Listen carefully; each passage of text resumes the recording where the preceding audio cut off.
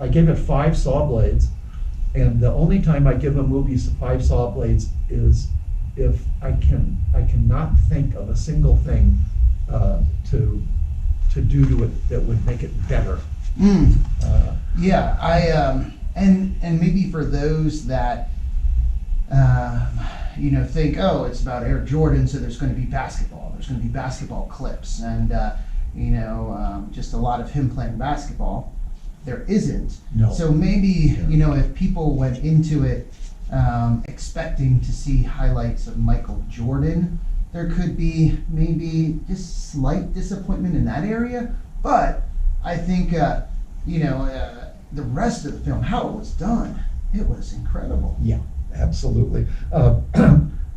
Directed by Ben Affleck, who also stars. He plays what's his name? Phil Knight.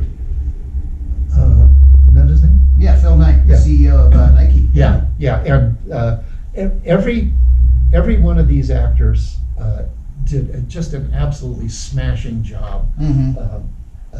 Matt Damon plays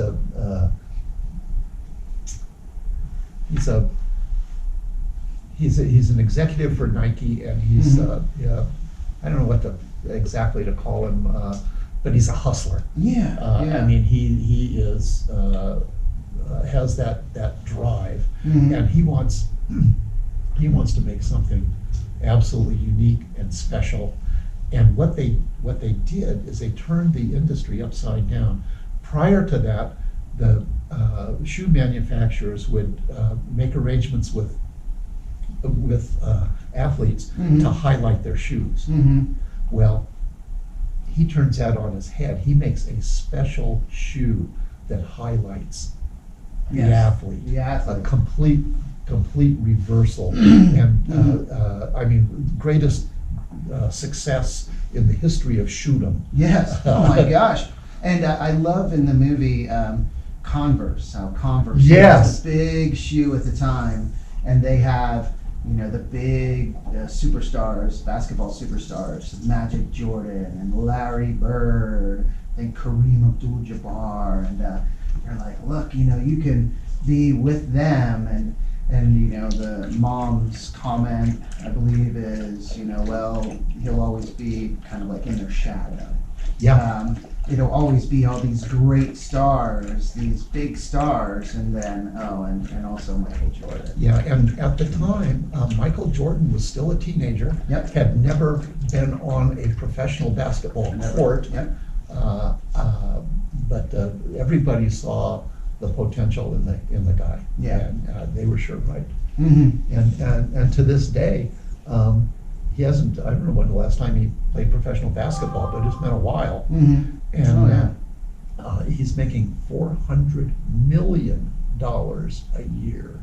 Just off of the shoes. Off of the shoes. Yeah, off of Nike shoes, anything.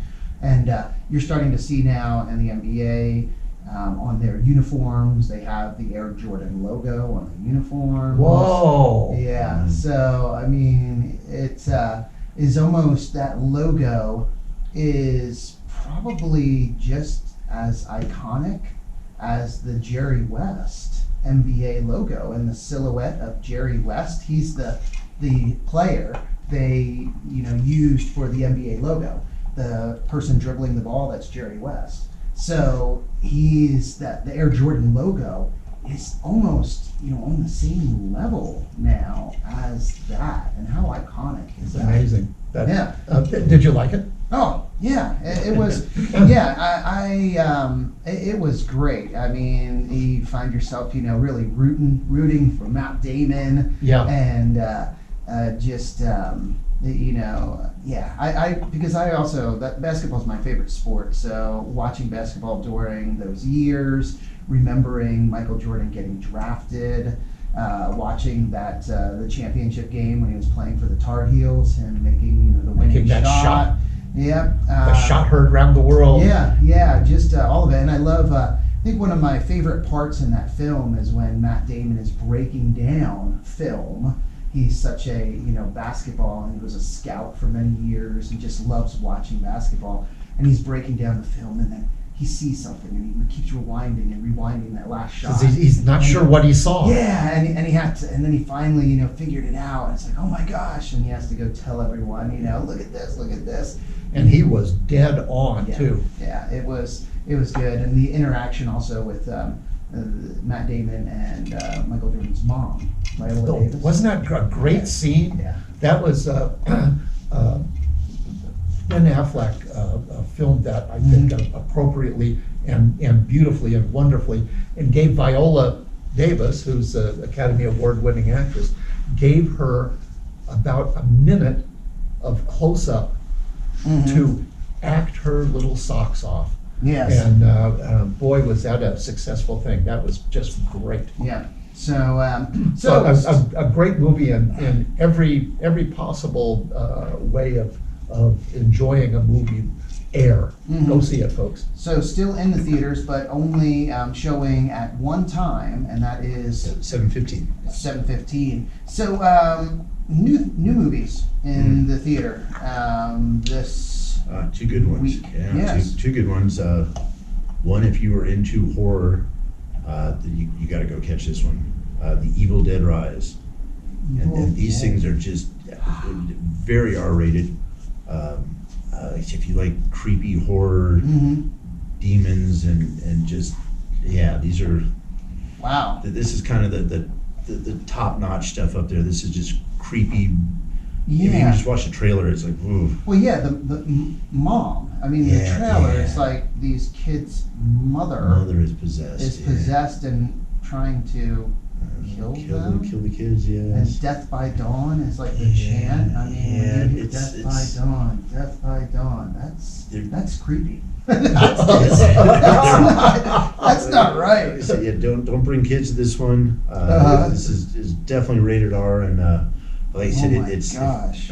I always compare like a good horror film to like a roller coaster. Yeah. And it's not for everybody. Some people don't like roller coasters. Yeah, because you're going to get scared and freaked out. But if you like that, it's kind of the same type of thing with a movie. This is the roller coaster of movies. Yeah, I like roller coasters. I don't like horror movies. I just don't get into the horror movies. Yep, plenty other ones to choose from. But the charm of, if you can say that, for Evil Dead Rise, for me, is the people that are making it. The two executive producers are Sam Raimi and Bruce Campbell. And if you go back to the beginning of the Evil Dead, Bruce Campbell was just a pup back in those days, and he was very skinny. Back in the 80s? Yeah. 80s it started. Yeah. And Sam Raimi, of course, was the director back then. And they're done, at least the original bunch of them, there were 3 of them that they made. We're done with the tongue firmly in cheek, that was not, and of course the special effects and everything were pretty cheesy too. I'm gonna shoot my boomstick. Yeah. So those were, that first one was, that one, first one back at, one scene I still remember, that demon sticks a pencil in this girl's foot. They had it locked up in the basement and like reached up through there, and it's just. And the budget was so limited that there's, of course the setup is always the same. There's a vacation cabin up in the mountains, and they go to that, and then they get tangled up with these demonic forces. But in the first movie, on the way to the cabin in the woods, they cross a bridge, and it's a model bridge, and they tow a toy car across the bridge with a thread. I mean, it's the cheapest special effect I've ever seen in my life. Huh? Yeah. But they've come a long way since then. Well, if you're going to start out, horror is a good, Low budget? Yeah. Well, yeah, you can do it. You can take a zombie, you just do a little, some berry juice under the eyes, and you got a zombie, and there you go. Yep. So budget. Was this let me take a look. Costly movie to make? Well, by my standards, yes. By Hollywood standards, no. 15 million. No, Hollywood standards, definitely no. Yeah. So They'll make that back. They'll make that back. They might make that back by Monday. Yeah. That sometimes happens. Yeah, and it's a weird one for Payson. Payson's not really a big town for horror films, but this type of movie, when it's kind of over the top, Yes. and people will come out and watch these things. Wow. And this is one of those. Over the top. Yeah. It's gonna be brutal. Twisted tale. Twisted tale. There we go. So that's a little more appropriate description than charming, Andy. When you say charming, I don't think there's anything charming about this one. And the other movie that's released, a new one. This will be our big one for the weekend, I'm sure. The Covenant. The Covenant. Oh, that, yes. I want to go see that. Properly, Guy Ritchie's Guy The Ritchie's, Covenant. Guy Ritchie's. Guy Ritchie film. Jake Gyllenhaal in this one. Over in Afghanistan, he's a soldier over in Afghanistan, and with a translator, and the translator saves his life over there. And when they pull out, they leave the translators there. And Well, wait a minute, we were supposed to go with you. What happened? You said you'd take us with you. What? How come we're leaving? Uh-oh, here comes the Taliban. They're going to kill us all. So Jake Gyllenhaal is kind of bound to this. The guy saved his life, so he goes back to get him out. Yeah. Yeah, and not simply saved his life, but saved his life in a very Above and beyond. way. Yeah. Drags him through the desert to get him to safety, and so Wow. this looks like a good one. This one's rated R also. Yep. Showtimes on this: 12:45, 3:45, and 6:45. And Andy, is this one you're probably I gonna will. see I will be seeing this one today. today? Yes. All right. Just Look a little forward. while. Yeah. Look forward to your review on this one to see what you think. I know Clifford Lane is watching in Southern Cliff. Illinois, Hello. and Clifford, asked thoughts on The Covenant. It looks like from the trailer, it looks like it'll be a really good movie. Yes, I think so. I've been watching some of the NBA, playoff games, and the studios are advertising both these movies, big time, Evil Dead and Covenant, which to me that kind of tells you that they're decent films. They're putting some money into the advertising. They're trying, they're marketing. A lot of times what they'll do is if they've got a bad movie, they'll just kind of abandon it. They won't put, obviously they don't want Good to be money spending. after bad. Well, a commercial during the NBA playoffs Costs is not. a little bit of- It's not bit of cheap. It's moolah. not cheap. So they're expecting to get some people in to see these movies. So Yeah. I'm anxious to see Jake Gyllenhaal in this one.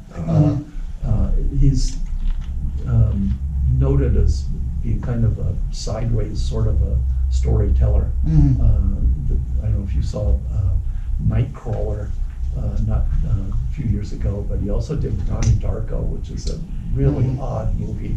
And he won an Oscar for Brokeback Mountain, which is not your regular standard Western. Yeah. no, he's solid. Yeah. He's a little takes on some kind of quirky roles sometimes, but Yeah. he's good. He can do He's it. good. Yeah, he's good. Yeah. So, No, and audience score on Rotten Tomatoes. The audience really liking the movie so far, 94% oh, nice. on Rotten Tomatoes, and the tomato meter not too bad. The critics 80%. Oh wow! So- Oh, Yeah. nice. That's really good. Yeah. That's really good. Yeah. What's Evil Dead at? Evil Dead, that was a little bit lower. Evil Dead Rise, but not much. Actually, tomato meter, 89%. Whoa. So the critics Gee whiz. even, like that more. Audience score 85%. So still Oh, that's good. solid. Oh, that's Yeah. described with the critics. Yeah. Yeah, very, very solid. So 2 new movies, both rated R, but both very good movies in their genres. In their genre, that's right. If you like horror and over-the-top horror, then Yeah. Evil Dead Rise is definitely for you. Speaking of horror, another movie that's been out for a week, a few The of them. Post-Exorcist. How has that been doing? It did okay. It did okay. I mean, this is Russell Crowe. Russell Crowe. Oh, I'm blanking Yeah. on Russell Crowe. Yeah. Yeah. Russell Crowe, and kind of loosely based on a true story. Mhm. This is a actual Vatican priest that was in charge of exorcisms. Yeah. Wow. Boy, a really well done exorcism movie is very frightening for me, because I'm I'm a Christian, I'm a believer, and I believe in Satan, and this is a priest who has the courage to confront Satan, demons. That's his job, and my goodness, I can't imagine doing that. And the actual human that that the story's based on, evidently was quite an interesting guy. He wrote 30 books. Oh wow! Most of them about his experiences. And one thing that they brought out in the movie that I thought was very interesting, they said that, and this is the inner circle in the Vatican, and they're talking about this, and 2% of all of the cases that this priest had gone to over the years, and lots and lots and lots of cases, just hundreds of cases over his career, which went for a long time. Only 2% were authentic demonic possession. Wow. All of the rest of them were something else. Yeah. Like a mental disorder, Sure. or just confused. Yeah. 2%. Wow. Yeah. But then That's enough. Yeah, that's enough. Yeah. it's enough to scare me. 2%. Yeah. But Russell Crowe just channels this Italian priest, and he really does a brilliant job. I think it's a terrific movie. Scary as anything. Oh yeah. My goodness. Well, the audience score, let's do the guessing game. What would you say, Andy? 78. 78? 84. 82. Ooh. So Craig, gets it just by a couple points there. This is easy when Tina's not here. Yeah. You guys have a chance. You have a chance. But a great movie if you can stand the scariness, and to see Russell Crowe as this is, I mean, he's very cute. He drives a Vespa. He teases the nuns in the Vatican. I mean, he's really an unusual fella, and Wow. Russell Crowe does a great job with it. Kind of a playful exorcist. Yeah. Playful. The other horror movie you were referring to, horror comedy. Horror comedy. Yes, horror comedy. Which is Renfield. It sucks to be him. Is what it says, and a Dracula movie. With Nicolas Cage. Nicolas as Cage. Dracula. And this one, again, this one's rated R. There's a lot of blood in it. It's fun blood. It's fun blood. When someone gets their arm ripped off, it's funny. This they can do that though. You can. It's almost its own genre, really. I think now the horror comedy. Well, it reminded me the trailer a little bit.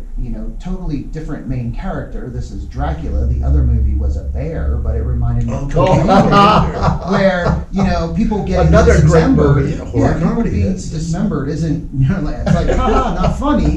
But obviously, when the bear's on cocaine, then it's okay. Then it's funny. All of a sudden, it's comedic. Wow, go figure. I never would have guessed. And unlike Cocaine Bear, Renfield is not based on true life stuff. That's true. That was based on a true life story, which when I read that, Maybe I thought, it is true life. Yeah, there is a Transylvania, and there was a Count Dracula. Yeah. Vlad the Impaler. Yeah, but anyway, it was fun. It was fun? I enjoyed it, and I really like Nicholas Hoult. Nicholas Hoult plays a lawyer, and he goes to Transylvania to make some kind of a land deal, and is inveigled into becoming Dracula's servant, his familiar, and he has special powers. As a familiar, he's allowed special powers, but he gets the energy for his special powers by absorbing the life force of insects. So throughout the movie, he's always eating bugs. It's kind of, back to the original Bram Stoker's Dracula. Yeah. Yeah. Oh, and by the way, he looks like he's about 30, but he's 140 years old or something. Wow. That just would stink, going over to Transylvania for a vacation and then get sucked into something like that. Oh, I see what he did there. Sucked in. Couldn't resist. And then on a completely different scale. Yes. Flip the whole thing. Super Mario Brothers. That's right. PG animated thing for the kids. Everyone's loving this one. That's what I've heard. I've heard adults, everyone. I've not heard one person say, "Wow, that was disappointing," or "Man, it was okay." Parents enjoying this too. Yes. Yeah. No, it was wicked fun. Yeah, Bowser. I heard it, like Jack Black. Yeah. I haven't seen this one yet, but Jack Black He's the doing bad the guy. voice of Bowser. Uh-huh. Princess Peach, wanting to get Princess Peach, and people have just been saying it was hilarious. Yeah. And Anya Taylor-Joy plays Princess Peach. And Anya Taylor-Joy is one of my current favorite actresses. But a great cast. Charlie Day's in there. Chris Pratt. You mentioned Jack Black. Seth Rogen is in there too. Wow. So that's fun, and it's fast moving. It's short. It's only about an hour and a half. So it's great for the youngest kids. Yeah. And it's PG rated. It's not even PG-13. Wow. So there's nothing in there objectionable in the least. Wow. Yeah, no, and we do have a lot of R-rated films right now, and that's not something we plan on. It's just kind of how the studios Hollywood, do that. So and this is an exceptional audience score. What would you guess audience score on this? 93. 94. 96. Oh, 96. Craig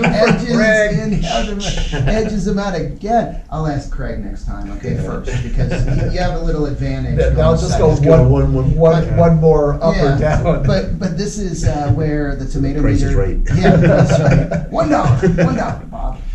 The tomato meter 59%. So the critics 59%. Oh, yeah. Which I don't see that at all. Well, the critics are, as I mentioned from time to time, are snooty. Yeah.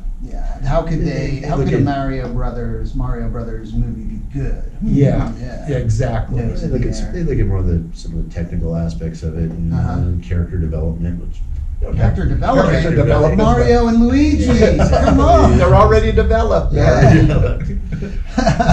They're done. So again, as you pointed out, Craig, PG, rated PG. So great movie for the kids. Also in 3D at 5 o'clock. 5 o'clock, So yes. yeah, 12:30, 2:45, 5 o'clock 3D. Did you see it in 3D, Andy? I did not. I like to go see movies in 3D, and I get to do it sometimes, but not always. Yes, I know you really enjoyed the Jurassic Park. Most recent one in 3D. Yeah. And 7:15 also a Showtime. And then one final. Oh, wait, we have to. Only to be fair to mention the money. Oh, money. Spent $100 million to make it, and $730 million so far, and it shows no sign of slackening across the country. Wow. And one of the things I think that we should mention is how many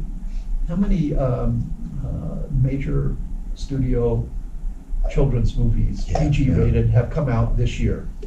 One. Well, there are a couple of smaller ones, but this is the only big kids movie. Big kids. Since Puss in Boots. Puss in Boots was Christmas Eve. Yeah. Geez, you ran that for 2 months, didn't you? They had to. And that's of course switching up. The other one. I guess I'll be back here, but May 4th, I think, is a Wednesday. We'll be closed on May 4th, and then after that, we'll be back open 7 days a week. Oh, okay. So starting for a Guardians of the Galaxy 3 comes out that first Friday of May. Yeah, nice. So we're into. Oh, that's great. So before Labor Day, before Memorial Day. Before Memorial Day, a few weeks before then. Then we'll be open probably till the rodeo in August. We'll go with the 7 days a week thing. Wow. Because we are. That's Guardians of the Galaxy is kicking off the summer movie season. Also with Chris Pratt. With Chris Pratt, yes. Yeah. Chris Pratt. Wow. But then it's just going to be just big movie after big movie, and it's good stuff. Summer blockbuster. Yes. There we go. That time of the year. And Dungeons and Dragons still here? Dungeons and Dragons, 1 o'clock and 4 o'clock only on that one. Yep. That's with the other Chris Pine. Chris Pine, yes. Fine, yeah, that's right. And how has that been doing? It's done good. Yeah, it's done good. All It's right. when it's I don't know, third week or fourth week on that one, and actually it's kind of picking up. There you go. Again, of course, opening week was good, and then it dropped off a bit, but it was gaining steam again. So Wow, nice. Good. And Hugh Grant is a slimy bad guy. And Michelle Rodriguez is a heroic and athletic good girl.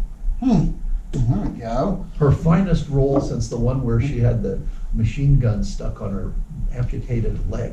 Oh, wow. that was a Grindhouse, or Yeah, Yeah. Grindhouse. And, That was fun. and this one on Rotten Tomatoes, wow, the audience scored 93%. Yeah. Guess the critics score Ooh. on this one. Yes. 57.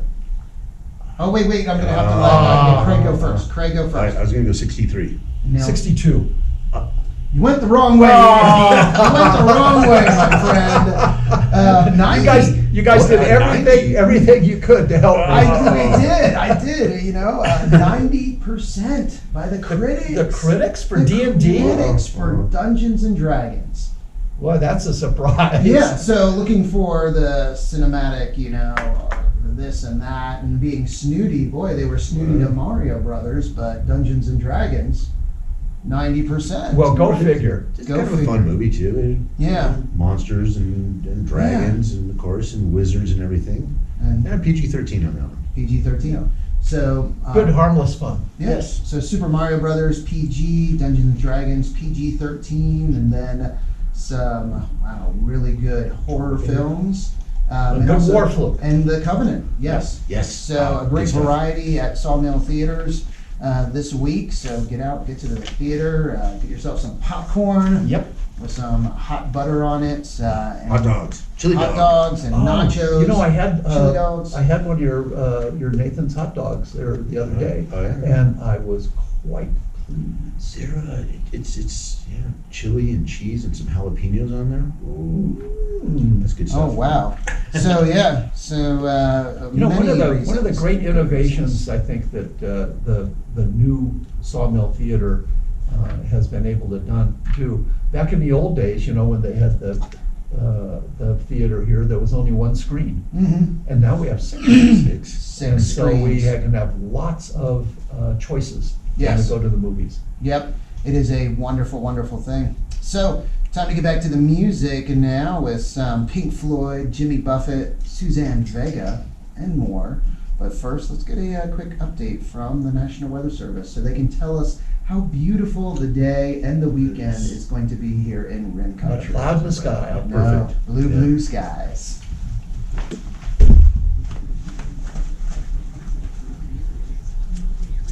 All right. There we go. Sun, shine, shine, shine. Very nice. I heard a song the other day, and